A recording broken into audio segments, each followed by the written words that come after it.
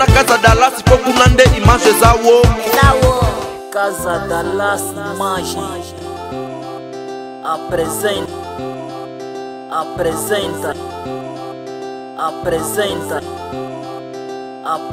5 étoiles. Que tipo de comportamento é esse? Filho mata pai para ficar com a herança. A quem já é mais velho, mas só namora criança.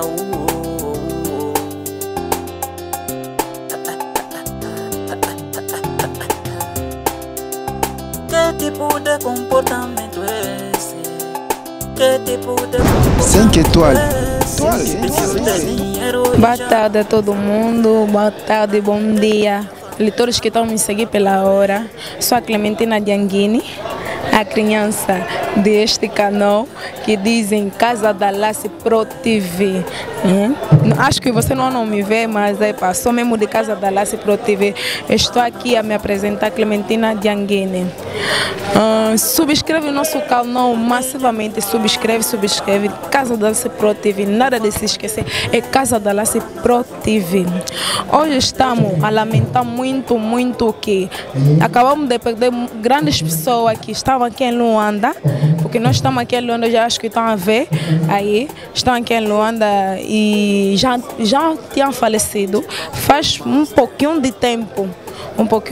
Nós não tivemos oportunidade de ir, de fazer essas coisas por causa das coisas aqui da doença que nós tínhamos dentro desse país, mas Deus deu a possibilidade para nós conseguir fazer o que é para nós dar o valor nessas pessoas que acabam de falecer, que o Chega Imaginar com Miss Marco Sassa. Então não me esqueço esses nomes, Miss Marco Sassa. Além disso, estamos aqui com toda a pena, vemos dar os valores. Não quer dizer se nós demos valor àqueles que morreram, também para que tu estás em vida, nós estamos dando valor. Vemos aqui, vamos alimentar com eles, vemos dar os nossos sentimentos, vemos dar mais a força daqueles que ficaram no mundo, porque não é fácil de perder grandes pessoas, nem é fácil mesmo, não é tão fácil ver se grande mulher, grande homem, bonito, bonitas, é difícil mesmo, é difícil. Temos mesmo dor dentro de nós, mas Deus é grande, Deus sabe tudo. Tudo é na vontade dele. Depois vamos seguindo, vamos ir no bem dizer, estou vendo lá atrás tem convidados, vamos falar um pouco com eles, lá vamos voltar com a minha imagem. 5 estrelas, alto nível.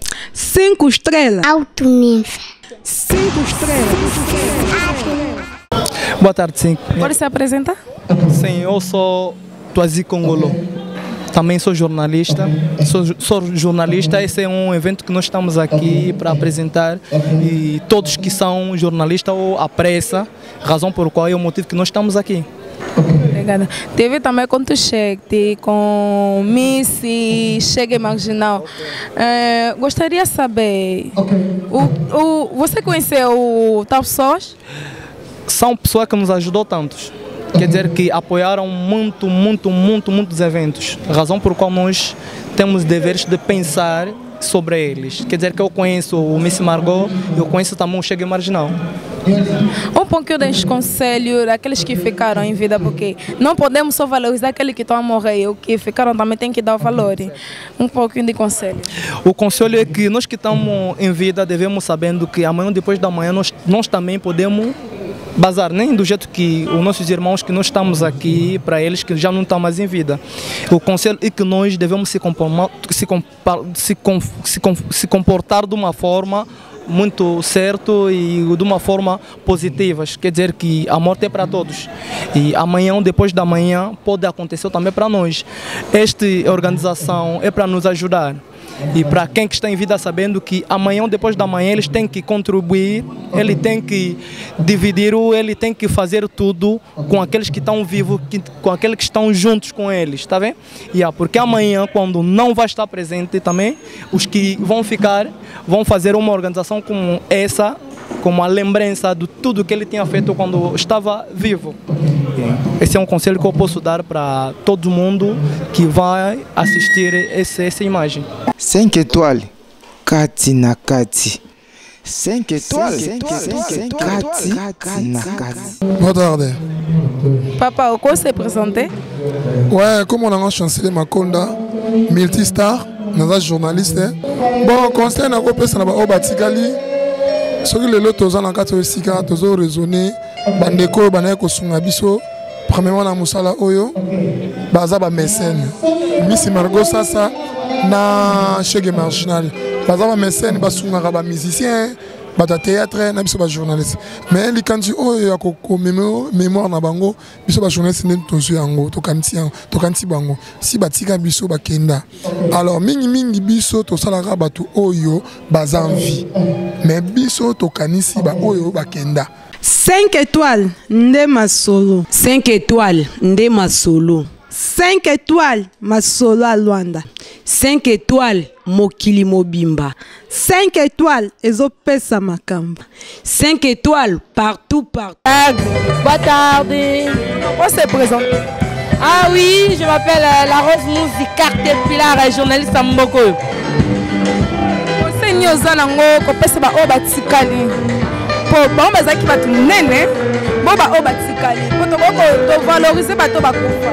Qualité to valoriser pe bato batikali. Moi pende conseil. Bon, mingi to sali yango vraiment parce que bazalaki moko ya ba mes sœurs. Depuis que na kati Angola to na kati monde te, to na ba mes sœurs ebele, to na ba bato ebele basala mingi pour ba artiste ya mboko yo. O pour bito ba journaliste ya mboko yo. Donc to sali loko yo, to tali na ba niveau na bango. Donc conseil na ngana pesa kana ba batikali, balanda lolenge nini yo Miss Margot Sasa zalaki na Chege Marginal nde bando vivre na bato. Donc so ba ko za bongo un jour, quand on peut se la 5 estrelas. Alto nível. 5 estrelas. Alto nível. 5 estrelas. Fidèles téléspectateurs, nous sommes déjà ici, puisqu'on avait déjà traversé le moment de la conférence de presse. Maintenant, nous sommes ici, le journée de l'hommage de Miss Margot Sasa et Chege Marginal. L'événement n'a pas encore commencé, mais à Tozomona, Batunio Sobaye, membre de la famille Bazali, on va prendre l'interview de quelques membres de la famille pour vous montrer en exclusivité comment les choses se passent. Ça, c'est un hommage inoubliable pour ces mécènes par rapport à ce qu'ils ont fait pendant les temps qu'ils avaient aussi été en vie ensemble avec nous. Donc nous allons parler avec la grande famille qu'on retrouve aussi. On va parler. Bon, mon abango, famille Yangoyo, Tosolana Bango, ça va impression, il y a Makambo Oyo, Bango Bazanango, et puis par rapport à l'organisation Oyo, et fait Awa. On va donner quelques interviews. Mon caméraman est là. Ça, c'est la famille de Miss Margot Sasa. Nous voyons la grande famille sont présents à cette organisation de presse Lisanga par rapport à la valeur qu'il avait donnée à Miss Margot Sasa. La reconnaissance de la famille l'a obligé aussi d'être présent dans cet hommage. La raison pour laquelle nous y sommes ici, Toza Awa, Nabandeko, il y a Miss Margot Sasa. Papa Boni. Merci bien, mon père de Sango. La première des choses pour Nabato Barolanda, événement Oyo, que hommage Oyo, te péci na Miss Margot Sasa. On a besoin de comprendre. Aux Américains se présenter pour que aux membres effectifs de la famille. Oui, je suis le membre de la famille. Ange Martins, Papa Lobango, Naïlia, l'équipe de Margot, Oyaya, Salé Bélé pour Abisso. Bon, la zone est d'abord Bino, l'organisation d'Abino Bossali pour honorer ses grandes sœurs, pour honorer son âme de marginal. Vraiment, nous avons pas pour la Bino de Sous. L'événement est bandité. Par rapport à la considération, vous êtes déjà à temps, vous êtes arrivé. Makamouni ne convaincre Bino pour sa famille, ils avaient beaucoup dû. Mais Bino Miss Margot Sasa, on vous retrouve ici. Qu'est-ce qui vous a impressionné? Mais non, Miss Azali, de Rolo Bandé, Nazay, quand on a Tambogo Angola, Mingi, Bazoy, Valère à mentionné, mais Azay, quand on a Tambogo Angola, pour les Alabatu Minene, Bamikonzi Minene, Oyo. Serge Asunga na Mboko. Donc au contraire ya Miss donc ma pour na bango. Mais na biso ba pangi na ya famille na ye. Ba leki bana to zana bango donc Miss azalaki butu munene. Ce que les lobbies va pas descendre, vous avez courage à avoir manager parce que vous avez des valeurs. Maman Timba, Marguerite Azalagi. Donc, merci. C'est ensemble, la Libota, Naba voisin, Angola Mobimba, la Congo Bissasa. Ils ont facilité les locaux de Mossali. Donc, vraiment, je vous remercie beaucoup. Merci beaucoup. Je te remercier. Ça, c'est l'un des membres de la famille de Miss Margot Sassa. C'est en exclusivité, puisque l'événement, l'organisation n'a pas encore pris le temps de bien commencer. Le rôle à Bakomaki, pour la valeur et la considération, va passer près de l'Isanga, de Toza Awape, n'a papa Alain. Besoin témoignage. C'est le petit frère de Miss Margot Sassa. Le petit frère de Miss Margot Sassa, papa Alain, qui est là. Donc, comme vous voyez, la présence de papa Alain ici, ce sont des choses sérieuses. Cet hommage a beaucoup dit à la famille de Miss Margot. Ça, c'est la raison pour laquelle ils sont ici présents. Tous avis à papa Alain Yemoko. Comme ça, bon, je viens déjà de donner le nom de papa Alain. À sa figure reconnue. Papa Alain Boni. Merci, Mingi, madame. Peut-être, j'ai occasion de à la conférence de presse, mais on a une image. Vous avez peine besoin pour y on s'est présenté l'issue pour la seconde fois pour pas comprendre parce qu'il y a des personnes qui ne vous connaissent pas. Vous êtes qui dans la famille, vous êtes qui de Miss Margot Sassa? Merci. Nazali leki ya Miss Margot Sassa. Oyo azalaki mukolo ya enterrement ya Miss Margot Sassa. Akoyi sabino ke mutasuka lobaki ababacha mabele ngai. Yena ngai tozalaki lokola linjaka na musapi na famille bato babotama rebele mais okomona na famille ya Jacques na Intel balinganaka mingi tozalaki ndenge wana na ye azalaki kola associé aza ndeko na ngai azalaki ndeko na ngai ya mwasi tolinganaki mingi. Bras droit de Miss Margot Sassa, papa Alain, il a donné aussi le témoignage, l'affection qu'il a vécu avec sa soeur pendant le temps qu'elle a été aussi en vie. Papa Alain, te sentir affection en Makassi par rapport à un éclaircir biso relation aux ala qui n'ont Miss Margot Sassa dans les vivants. Maintenant, tout le monde attend dans événement. Qu'est-ce qui vous a impressionné pour sa considération dans nos familles? Bon, d'abord, la nature nangai. Nalingaka nalongwa na kimutu mwindo parce que biso batu mwindo so ba bengi 15 ou 18h nasalaka effort pona na la ponctuel parce que ponctualité ezali un des éléments et memaka batu liboso mondela lobi le temps c'est de l'argent yango wana bon. Ce n'est pas seulement à cause de ça, mais par rapport à l'importance de la situation. Quand on parle de Margot, on parle de ma soeur, on parle de ma fille, parce que moi, moi c'est peu commoner Margot. Raison Oyo et celle que papa Alain Azala attend. Alors, qu'est-ce que vous pouvez donner comme message puisque l'événement n'a pas bandité. Oh, nous sommes à balance ces salama. Mais la grande famille de Miss Margot Sassa sont présents. Donc, pour comprendre les considérations, merci pour Nango.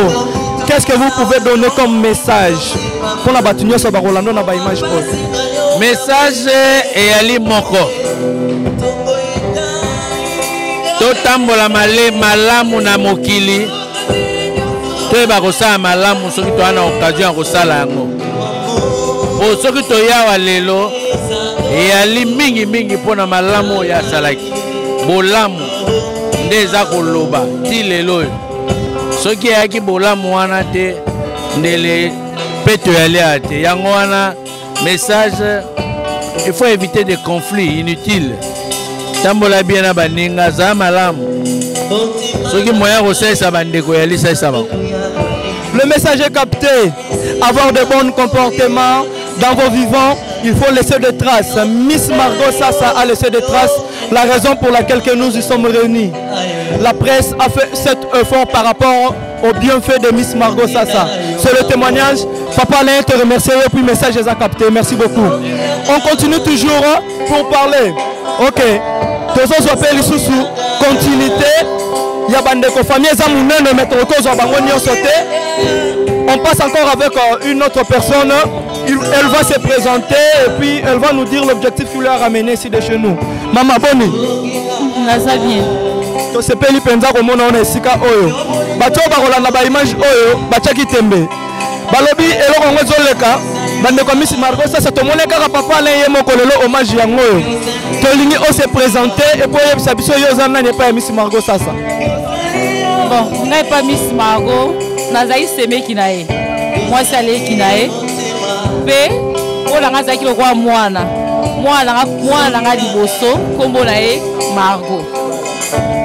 C'est la présentation, c'est la dame officielle de Noko Alain. Oncle Alain, c'est sa femme. Tolingi Petoye Bakas. Papa Zali Awayo pe maman Oye. Nini impressionné ye po yo ya pena na esika obo. Bon, eza hommage à ces mecs nanga, pe aza ces mecs o na linga mingi. Eza ko flatter te na linga ka makasi. Lelo so ina za na ba Luanda awa, eza grâce na ye. Iye mutu akotanga na Luando. Alors, message nini oyo sikoyo okoki kopesa et pas ya batu o basali organisation oyo. Presse lisanga ils ont passé na ces mecs oyo aza na ba bien fait pa na yo belé. Okoki koyebisa bango nini par rapport à cette organisation. Pour la na osengaka merci na remercier bango lokwa bakanisier. Eza bien. Lokwa bakanisier pe bazo reconnaître et quand même. Nzamba zoka loku. Merci beaucoup, M. Pété, merci. Nous allons appeler le coup, nous pouvons nous payer, nous allons ensemble. On continue, c'était là le témoignage vivant. La famille est tellement grande. On va encore aller de l'autre côté pour parler encore avec la famille de Chegué Marginal pour vous présenter que ce n'était pas de la blague. La raison pour laquelle que nous y sommes ici et moi, toi, Congolo, quand je suis ici, combien de fois vous, que vous serez aussi présents. Toké sur la famille Angambu Poto Zabango. Les images continuent toujours en exclusivité avec Casa Dallas. 5 étoiles. Kati na Kati. 5 étoiles. Kati na Kati. Là, c'était la famille de Miss Margot Sassa Eumena. Comme nous avions rendu hommage aux deux personnes, on est maintenant face à la table de la famille de Chegué Marginal. Chegué Marginal Mobutu, qui a beaucoup fait aussi dans son vivant. Sur la peine à votre famille, ça peut raison de témoignage par rapport à cet hommage, une organisation sophistiquée de presse Lisanga. Donc j'espère que beaucoup seront blessés, mais aussi plusieurs ou beaucoup seront aussi très émus de comprendre cette organisation a donné certes. On évolue pour parler avec la grande famille de Chegué Marginal Mobutu. Toza déjà sur le champ Bango. Directeur. Tout le monde qui est en conférence de presse aujourd'hui, dans hommage, tu es ici qu'on retrouve. Comme ce sont des images au Batubarota là. Presse Lisanga a pensé à votre frère, Chegué Marginal Mobutu, dans son vivant de ce qu'il avait fait. Et votre présence, tant que membre de la famille, et ça libiso bien de ton poussani. Tu as besoin de koyeba. Makambo o batu bachaki tembe balobite, et rosimbate, et rosalate par rapport à ce que Presse Lisanga a pensé. Alors, on s'est présenté par la image en exclusivité et puis on passe dans d'autres questions. Il y a vraiment trésor, maître Asme, petit frère Chegué. Bon, on a invité en termes d'organisation comment? Par rapport à l'organisation, Ndekonayo, Azalaki Moutuya Batuebele. Comme contacter Bissoté, on fait de tout puisqu'elle soit certitude. Mais comme nous avions traversé directement la famille, on était sûr et certain. Et votre témoignage, c'est quelque chose de très important. Ah, Toza Awa, Aza petit frère, il y a Chegué Marginal Mobutu Boyebaki. La raison pour laquelle tu es pour te savoir que les membres de la famille de Chegué Marginal sont présents dans cette organisation. Toza Siko impressionne par rapport à l'organisation Oyo. Trésor. Non, bon Angola, Lisanga Presse. Nazanga même à mon sentiment, il y a des fois, il manque même façon de présenter mes sentiments. Donc, on a maintenant, tu as été surpris. Dans le banda qui présente un ayaki, tu as essayé de se rapprocher, mais on est pas qui notre salarié Roloba. Mais dans le en réalité, en tout cas, et ça, on va boire à ma fleur. Donc, on a ça maintenant content dans l'organisation, en tout cas, beaucoup de chapeau pour Angola Presse Lisanga. Tu as honoré de Rona Bisso, Bisso, mon famille, tu ne pensais même pas. Mais bino bossu moi pour donc à côté ça va vraiment, merci vraiment. Merci beaucoup Trésor. Et quel est le message aussi qu'on peut lancer pour na ba OEP baza dans le vivant? Peut-être le peut ba cause à la tête puisque projet oyo eza singa ya matembele. Message ni oko ki ko loba pour na ba o non baza dans le vivant et puis le biso ki baza te. Qu'est-ce qu'ils peuvent retenir par rapport à cette organisation?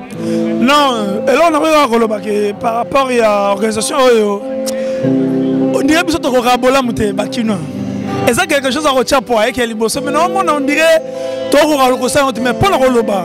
Et ça le peine à suivre. Et ça peine habiter ça uniquement pour les journalistes comment pour intégrer une initiative c'est vraiment rare pour moi une initiative à l'étranger. Famille ou communauté moi besoin lingana boya fond. C'est difficile, mais au moins qu'on emboîte pas pendant au salle déjà. Donc il y a des bosses. Pour ne pas baser en tout cas faut pas intégrer bino. Pas intégrer bino pour les logos. C'est ça avantage à tout le monde. Les logos ça honorer bateau parce que même pas famille na bino. C'est-à-dire bah voilà mon bango basala qui et fouti bango oh bango va bénéficier oh bango basate mais va bénéficier bango le sabiso ba famille bon honorer na sibiso sur une initiative donc merci beaucoup Bissopete Pesio, merci. C'est le petit frère de Chogue Marginal Mobutu, la force de ce qu'il avait fait, ce bienfait qui nous a beaucoup aussi été au cœur. A pensé à lui.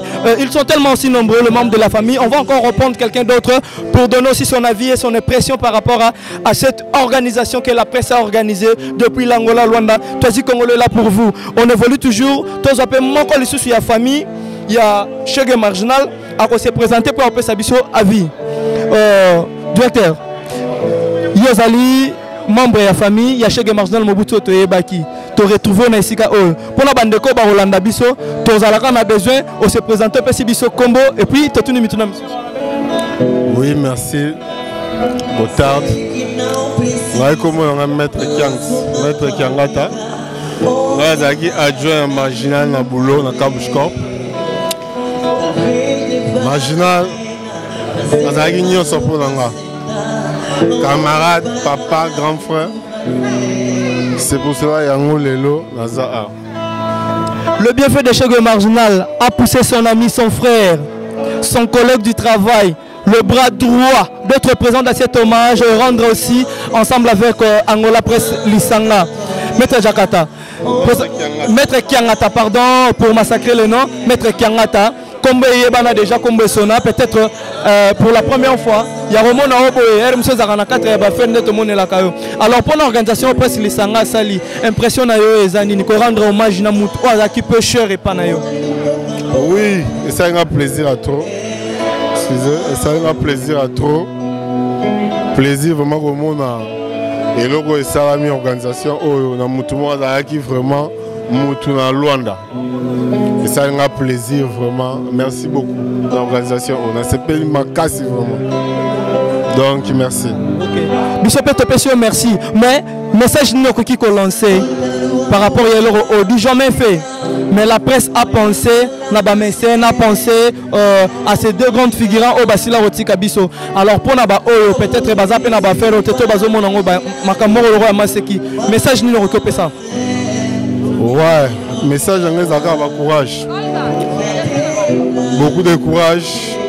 Bataba poyo, bapoya, biso petu na kasi. Eza lo mo resuka pour la marginal tena ne comme ça miss. Donc eza là vraiment et continue.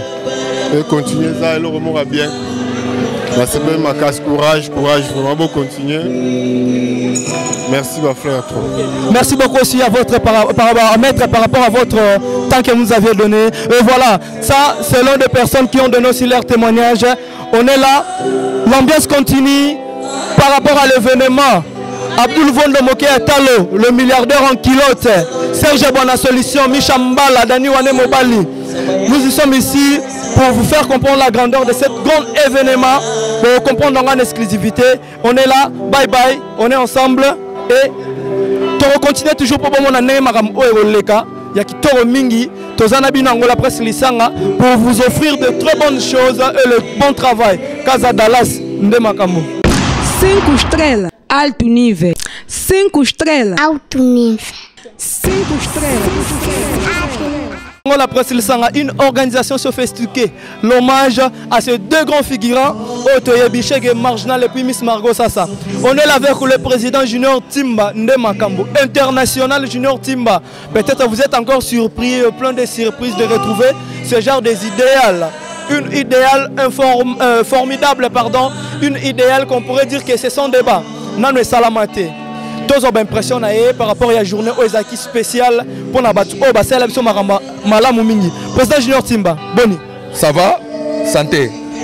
Qui t'a remarqué quand on est monango et obligé biso le loto comme appelle na yo poto solo là. Tout est qu'on a la conférence de presse, tout a été aussi Paris réussite. Le lorsqu'au journée hommage, on vous retrouve ici. Makambu déjà zo banana simana biso nde bazomona na ba image. Famille Acheg et Marginal est sur le champ. Famille ya Miss Margot Sassa est sur le champ. Sentiment ni nos anango na valeur pe na considération famille et pesi na événement. Ouais, sentiment ezakaka ba poyar biso ba petit biso appui na autorisation na bango les deux familles pour le lobo mona ndé bomoni biso boye. Pour ceux qui bango bandima ki te pona bandeko na bango mais to sali makambo te. Tango to poussani pembeni na bango na idée. Ba sepeli na idée ba pesi autorisation. Donc sentiment na ngai yangwana et puis les autres dans la bango sur place.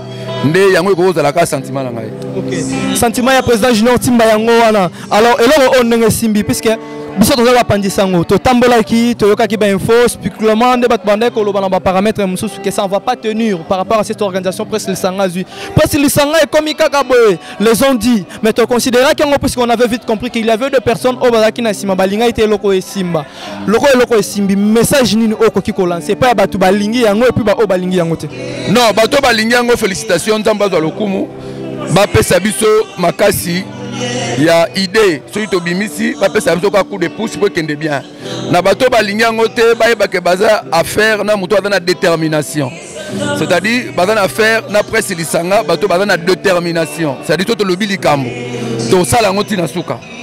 Donc ba se tracasser na bangote, ba ko lobake ko simba te ko sala beauté. Donc wana ba se tracasser te. Ba yeba que quelle que soit condition et ko simba. Et puis na suka ba ko changer langage.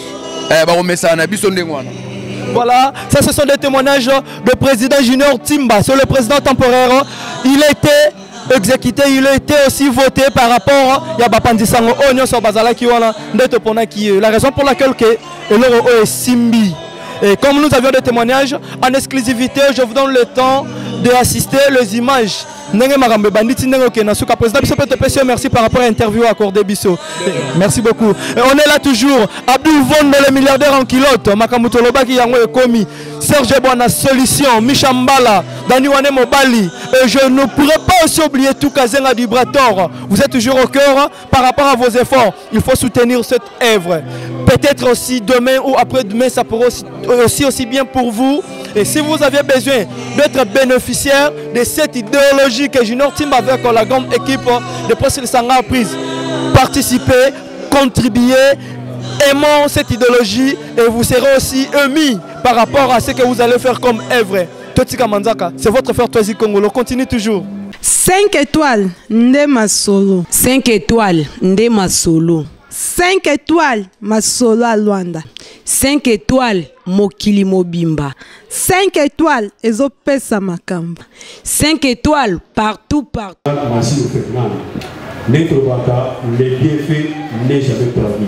Encore une fois, nous souhaitons les bienfaits. La silence pour la mise en cause ça. Namazine Fernand. Il mise à silence.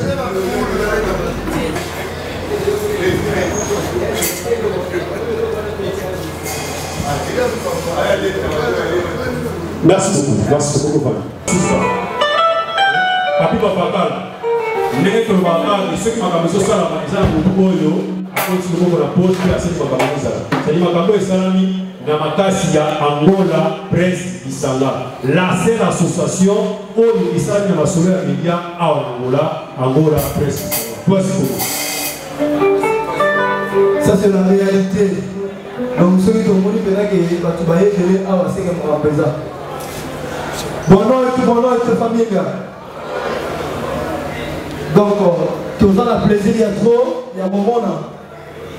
Tu as le samani awa, mais la bokasi, ya bato mibale oyo tozorendre hommage oyo bazalaki bandeko na biso oyo bazalaki bato tolia na bango babienfait na bango lokola ndenge uti koloboma awa bolamu litolaka te nde torendre hommage na chef marginal Mobutu et puis Miss Margot Sassa avec force biso bapanzisango tosangani avec la tête président junior team international na bokasi ya ile oyo nde toye a biso tosangani c'est que programme ndenge pesami tokozala de cœur avec vous chacun portera sa charge qu'on soit conscient on est mature et si quand Mikolo Bazali m'a boté sangani c'est que mutu na mutu banga la limite ya makambo na ye ekosala biso bien ndenge tobandi na esengo to soki sape na esengo sentira nzambe toyebi ke bino boza awa c'est que makambo na kimia bozala totie motema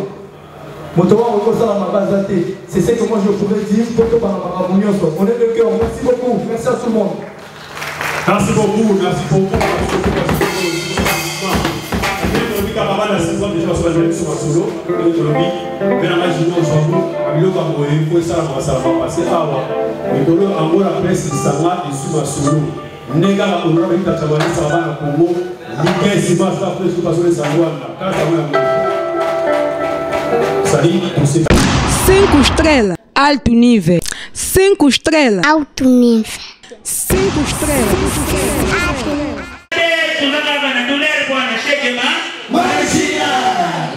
tukunu bapenze belete kumela na bino ne mubandi wa kitabu kuzoma ndaka kusharti na bino ya batike na mutuma bino moto nani akufuta na bino na kupesa maluba mwamuke epa ya tatale kazaliawa ya Miss Margot akuluba mwamuke après ka inoko ya chaîne marginal na shuki sakate osukisi nani kaka na luba boitaki tatale kipenza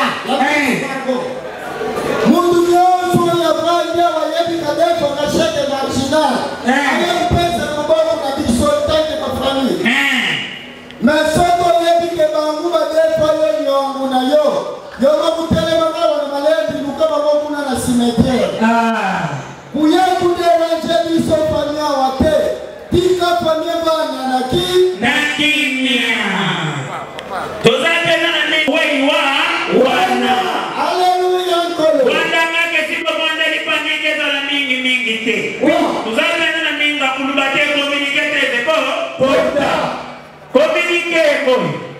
communiquer la bibo leta na kisa ngola lobi nenge basi banyako na mibali nango nika mukebi tumba mwasa na maplace nende ameni nige yake toka kabiloko te niko leo na quarantaine leta ngola lobi soki mwasa sakai na yoku beta ye kokune pana la polisi sala ye kaka kobo tisa ye après sala nini kufana yo pesa monyanga otinga ye ate lekana bosisa tozate na mingi akulubati netuza kumona papa na biso edo mwandi wa oui ondeme ya mama ni mimi tokuluba pete bele te soki le bebe eto mabati na kuyeba ya banta Vanda kake siko bonde ni panike za la toa awa na ngole tene loko toka le kinya sana ba kini juko na ba kini kwanza na ba kini dolari na ba kini leti na ba kini wana maske le kidokima na pale kaka maske ezo bikisa tekune na mutenyengu alekani biso peto lekani mwaye babiso kaka bona maske baluba baekoloba kuwaka bakusugula kwa maske kaka bona maske bakongo baekoloba mudia kuli mwana mudia kuli maske kaka bona maske batetela baekoloba okokolonzoko wa mebe wa maske kaka bona maske bashina baekoloba tinto maske kaka bona maske nangwe baekoloba I love you, I must. Donc, il y a na quarantaine na banga eza na baparti mongo ebe yaya ndika ka tutala nyawo ngala za kusepia na mara masite asa kupesa na kanga journaliste roli poba sima wabi mokili kala bis maman ça vous parle en photo. Au moins la maman vous telle ma tout dans le vol levé. Et les lois c'est une fille comme ça dans vous parle en photo. Au moins le final nous n'avons pas le pio du coup. Nous avons qui si ka basi maman qui vient. Maman azali awa. Bon manifester pour dire la goitoye matanga ese que majela bisima. Maman azali awa. Maman banani babata kabisa. Banani balambe na kabisa. Banani basala kindumba. Babula. Même si nous venons de mon papa Mounianga, boss de boss. Bele besoin de ma kubezake. Conseil kama mama mkepa ya biso batia namba. Nini tuzakota bana na mola to pesa bana batika bilo kota. Mwana na ngali nanga ya gawa na kimbanga lokote leo kwa kusoba mwana lokote kwa mizia. Mwana gani papa na lokote bana. Mwana bandi kufula tuba pende na boto na beti mwana na bora kate. Mwana bandi kule ndio pesa na mara pole ya mama ina mwana bandi. Mama na wewe kutambula na tewe na lokote bana na bandi kufula tunamo papa mwana na boto na beti na azibana wana bora kate. Ni papa na mbozo na bana wana kate zile kisangwa na mbele yake hapo. Donc tout pesa bana batika bilo kota.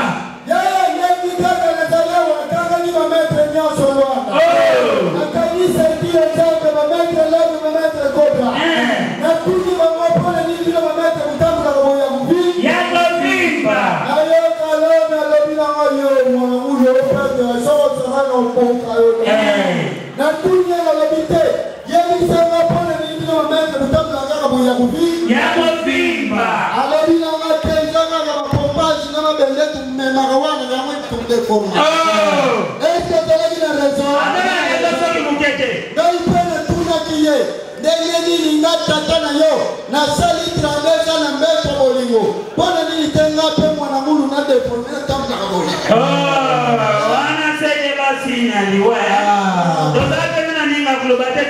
Qui savait changer la voix de l'ouane? Et quand on a un maca, n'a bien qu'on a pour la nuit pour la sana, non qu'on a pas comme on y est platine le quick là.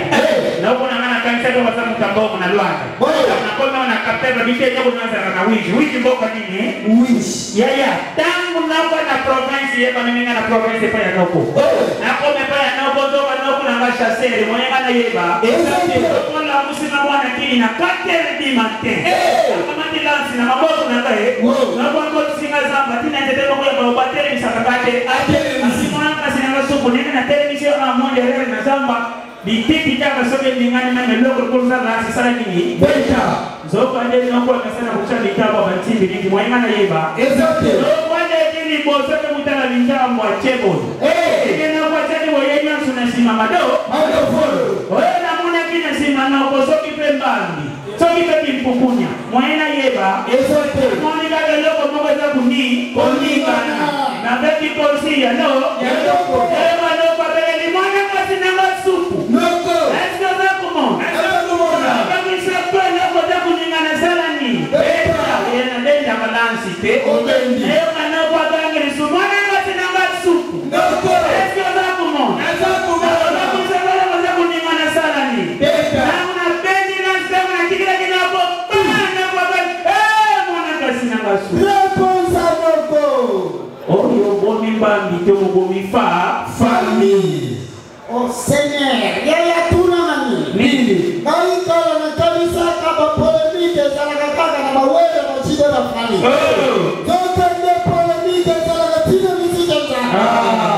Mais frère Patrice Azamu kwa matumbo leo. Asali.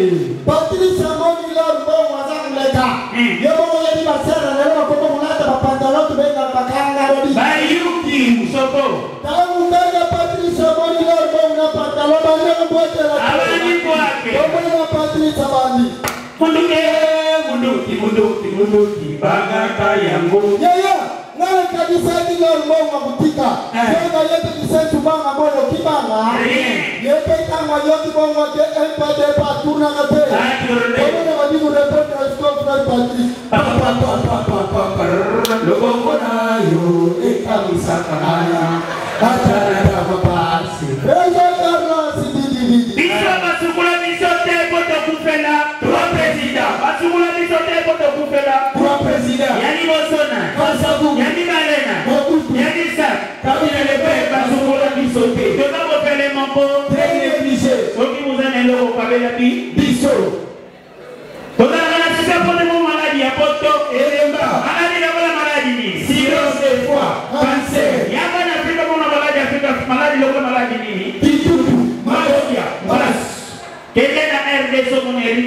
maladie présent mabuke pike la biso maladie le maladie nini tala niveau en tout cas penza tozaka kana douleur maka toza ko raisonner ba tiambo ba misana de faba maka makasi lokola chef marginal lokola ministre manago sasa mais et tant que on peut passer ba oyo ba misana pe ko kaba passer ka alors si jamais il y a alors si jamais il y a quand on a besoin de l'homme, il y a qui vanité de vanité. Vous avez le pouvoir. Il y a un zapa qui se doit aller à un. Il y a un zapa qui s'en va. Oui, c'est mon cause.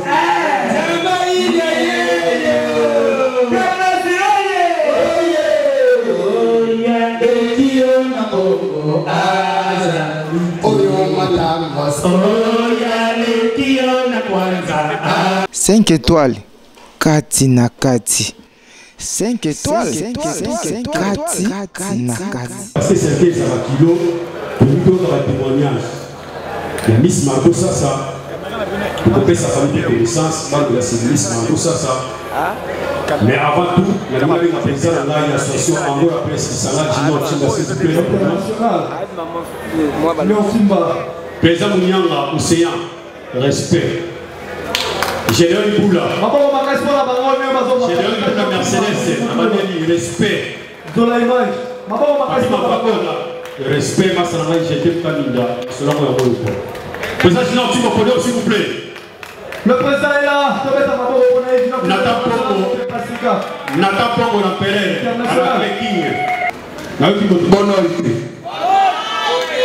merci beaucoup pour la présence de Nabiso Nyonso. Merci beaucoup na Satira Nzambe pour la présence de Nabino. Merci beaucoup la famille ya Miss Margot Sassa. Merci beaucoup la famille ya Chèque Marginal. Association Nabiso ezali association ya journaliste, ba chroniqueur, ba chroniqueuse. Nabolamu Miss Margot Sassa salaki pour Nabiso. Nabolamu Chèque Marginal asala pour Nabiso. Tolobaki le 1er août, Tokoyoti Kamoine Kabogote. Raison pour laquelle Tolobaki Tokanisani Tokoye Kosal. Netina Tolobaki Toluka famille. Papa Alain, merci beaucoup. Hans, merci beaucoup pour l'autorisation, collaboration na bango. Neto Salike Tosangana pour l'hommage na bango. Je crois, secrétaire Autokoloba tout à l'heure, Awa. Tous a besoin de quelques témoignages. Katina Bisso et de la famille, topé famille. Aux années locaux, Mogo et Malam, Miss Margot, tout chèque marginal à Sala. On peut faire un témoignage, il y a beaucoup, c'est pénal. 10 personnes et au Sala Bisso bien pour la Simana de Doroba. Bien fait, ils n'allaient jamais oubliable. Katina Bisso, ceux qui m'ont tout, ils ont un témoignage. Oyo chèque marginal à Sala, to oyo Miss Margot à Sala, to pour témoigner. Mais avant tout, na recette na papa Alain, nande qu'on a biso Hans Bael Bosso, bande ko ba mona bango ba salisa ki biso na famille pour être makambo et les malamu. Et entre-temps, je vous rappelle que Miss Margot a coufa le 26 septembre 2014. Je sais que nous sommes tous les mais tous ceux qui sont en mémoire, tous les qui sont en mémoire, ceux qui ont été la Miss Margot sous Maboko. Et puis, chèque marginal, les forces, par tous les qui sont bénis, Massolé Salamaka, à Koufa le 18 décembre 2019. Chèque marginal, Bakunda, malheureusement, à Congo, dans la nécropole. Donc, bandeko mususu bazalaki pe na Congo, et tout tozalaki na cimetière awa, donc on mélanger l'image wana et koleka dimanche prochain na émission Corridor d'Angola na 18h05. Ceux qui mutu ada disponible afanda abomon nango. Erna bengi papa Alain nada ko benga ndeko ya chèque marginal so ko ya ou bien maman leki Fabien marginal mo ko ya.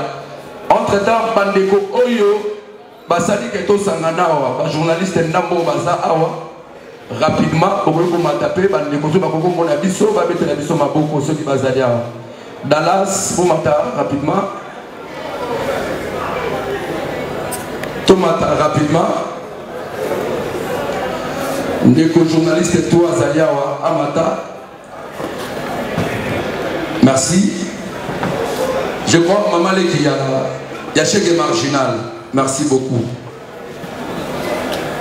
Voilà, bandeko ba journaliste Obama Tiawa Otozomona baza bandeko oyo tosangani pona ba initiative aboyi. Et puis tomoni Moussa na biso ya journalisme ezobeba na Angola. Et comme il a ba bêtise trop. Yango to le bito sala association pour chasser les anti-valeurs. To valoriser Moussala oyo. Netina ya bandeko oyo bomoni ya association presse Lisanga, ceux qui baza baya Nathan Pongo, il arrive déjà. Donc Tozaliawa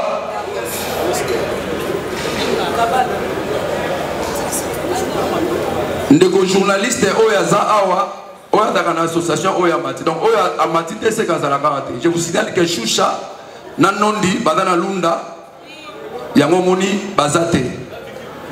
Thomas, na Vicky, oui, Vicky, à la réalisateur, Bazate. Merci. Voilà. Celui qui la banque Maboko, ça, ce sont les journalistes de profession. Bango, Bazo, Mekamegate, et puis, la presse Lissenga, Todo la n'importe quitté. Ceux qui, au dap, dans la profession, Todo Bengana. Donc, il y a profession, Bango, Todo Bengana, Bango, sous Maboko Makas.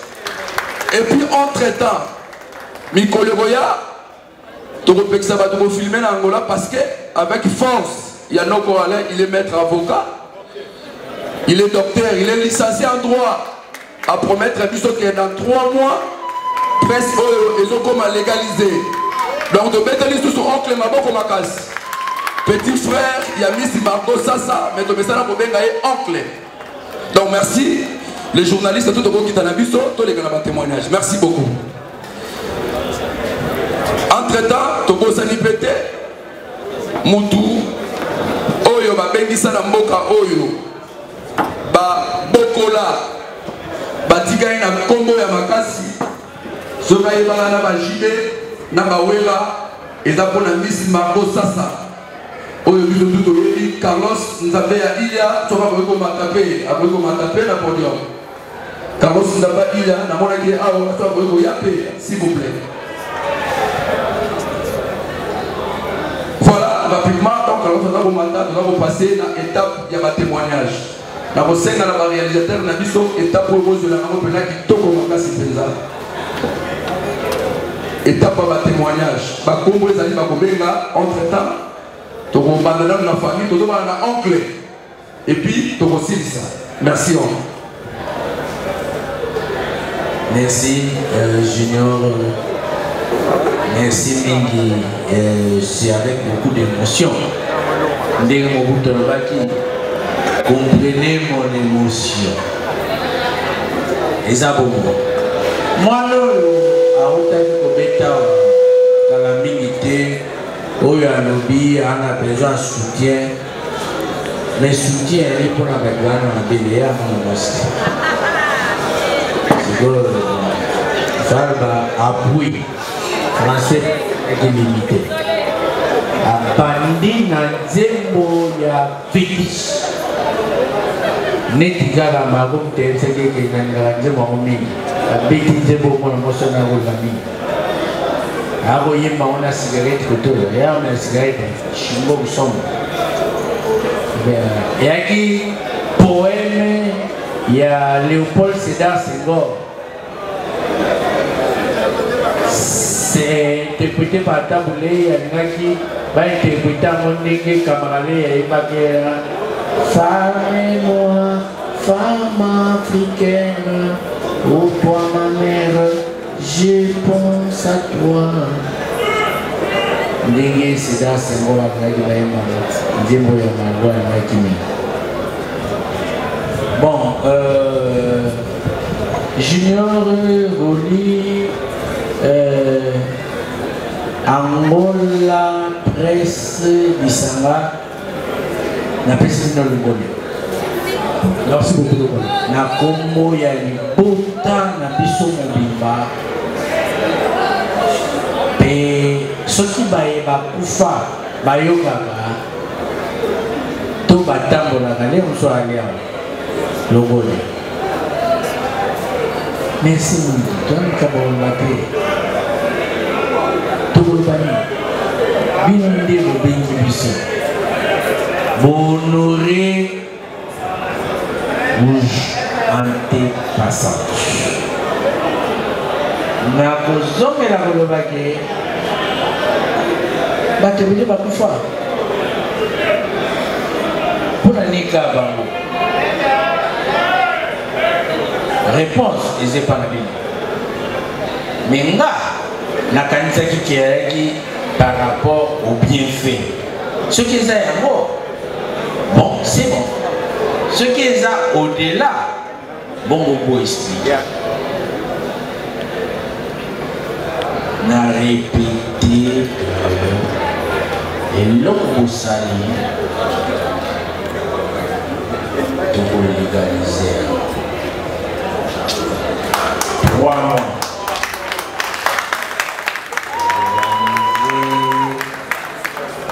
Angola presse Bisanga.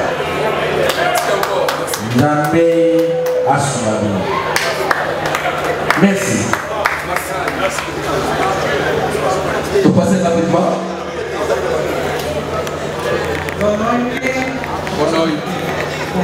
La président merci mingi na Congo ya libota lonzoka nazo représenter libota mobimba totondi bino botondi ndenge moko awuti koloba bato ebele bakufa na maboko mais eza premier événement oyo bino boorganize bajournaliste pour la mémoire ya chef d'émargement na marobo sasa doki etiki enembo na mabota na biso mais eza ya liboso nayebi ke eza ya suka te bokosalaka po bato basalaka kolamu baze peye eloko na tozaka merci bocontinue kosala na bino esanga ya tobota tozaka wana tobanda toujours kosoutenir deprès ou deprès merci.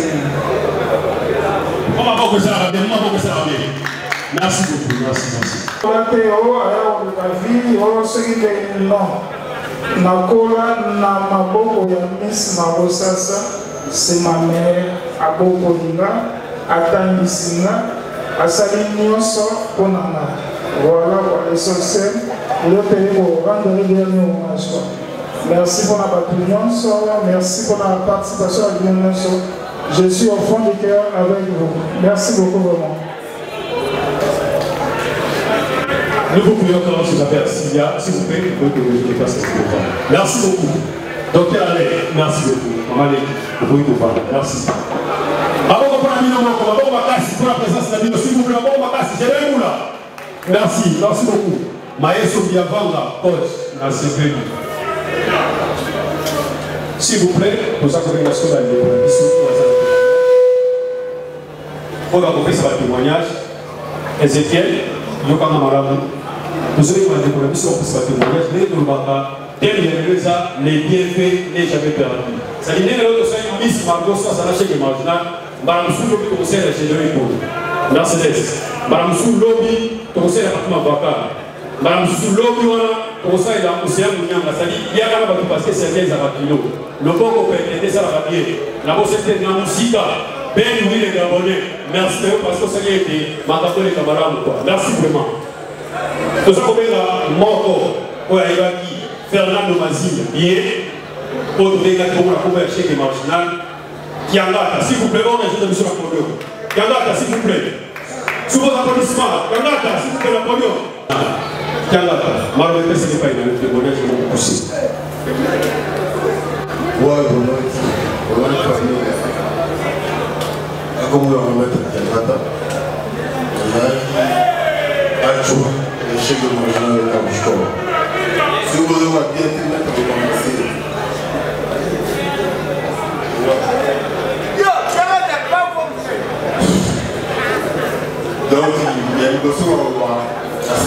merci à tous.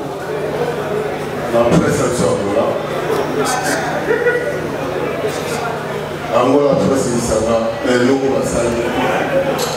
Et ça n'a bien longtemps. Merci pour moi. Chez le original, pour Nanga Azali tout. Nami Angola. Azali grand frère, Azali camarade, Azali tout. Angola,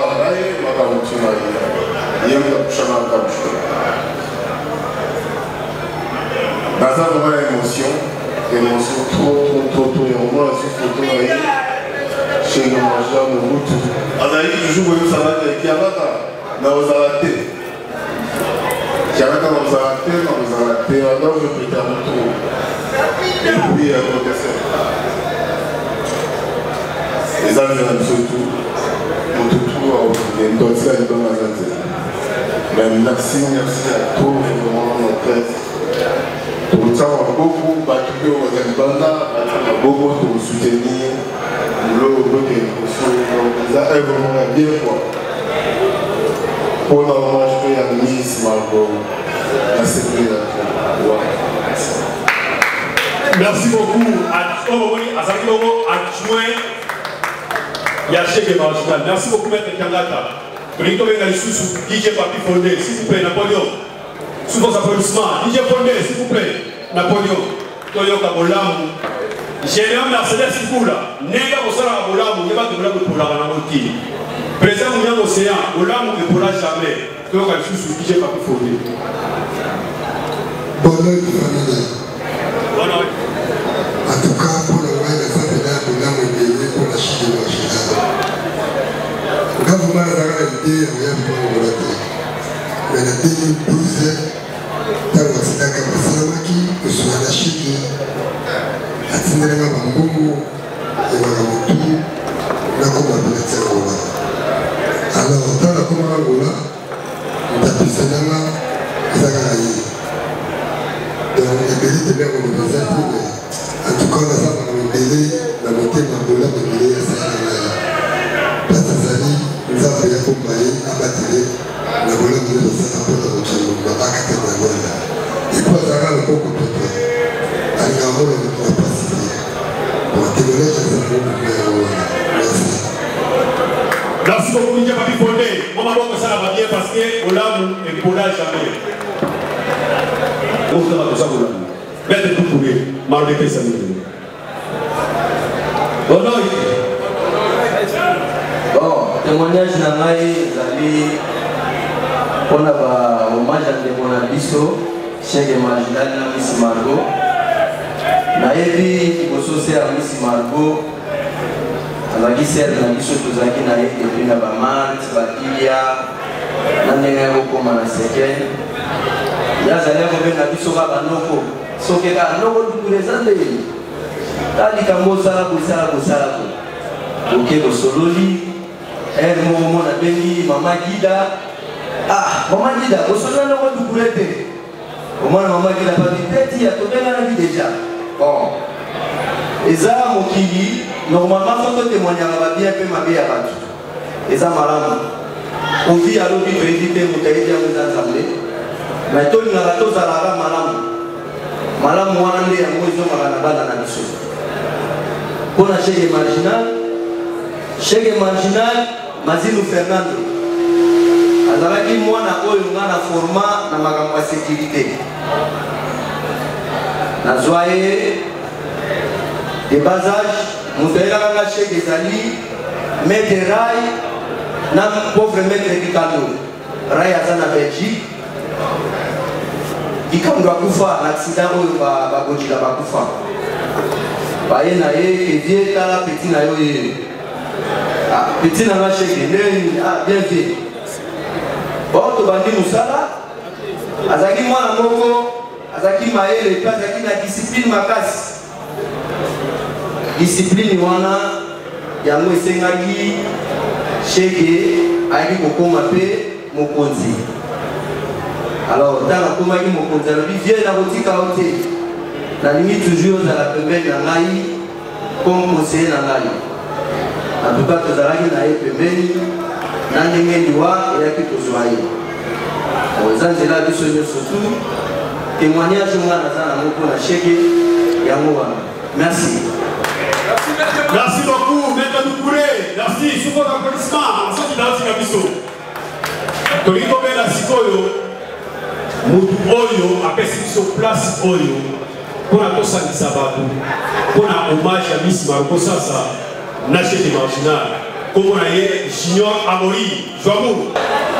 Eric Benzoula, Nazakouya, Ange, Boss Ange, Yekolo Lupangwa Elia, Lupangwa Nosa Elia, Nazakouya, Nana Papale, Nazakouya Kushia, Nanga Moku, Nazakouya Kudrano, Mercedes Gedeo, Ikula, Nani Kulungote, Enjon de Moine, Bailo, Nazakouya, Nadubiboye, Nana Zaku Kendela, Tang Kulimuke, la musicien Fabayema, la Jackie, Racine Sunda, Casilo, la ligne Sabino, Namoni Batumi, Bakomi Bukosula. Na kuna Luanda na hii ndio sokiza usideni na hii soki pe pousser mais na lingina la kisajinu baba kisha kosu lokula na sala kakisha bukoko ba misusu bayeli bino moko busala kanenda kupombo dépense legi mingi kisi ya bukoko utaki na France ya kosu izali eau potable bino moko busala kanenda izali il a dit ou tient la peau. Ils ont ya pamba te. Pour le moine a sali de pendant 3 mois. Le moine à Dallas. Pour ya nengoan. Ou tient la peau, il commis au pot. Là, vous tient la table, il commis au potable. Demi-verre na tomo, demi-verre na popa. Qu'est-ce que c'est la gâté? Maman comprend la vie du monde.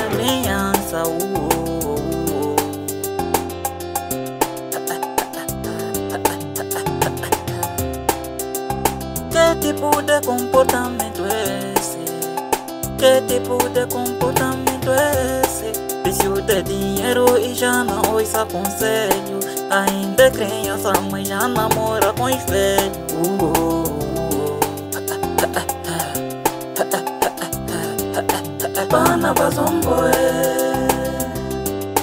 Bana bazomboe Manyangu Hervé Bana bazomboe na Cuba americano Bana bazomboe Alidia Miguel Bana bazomboe da fama jeje Bana bazomboe na destemeu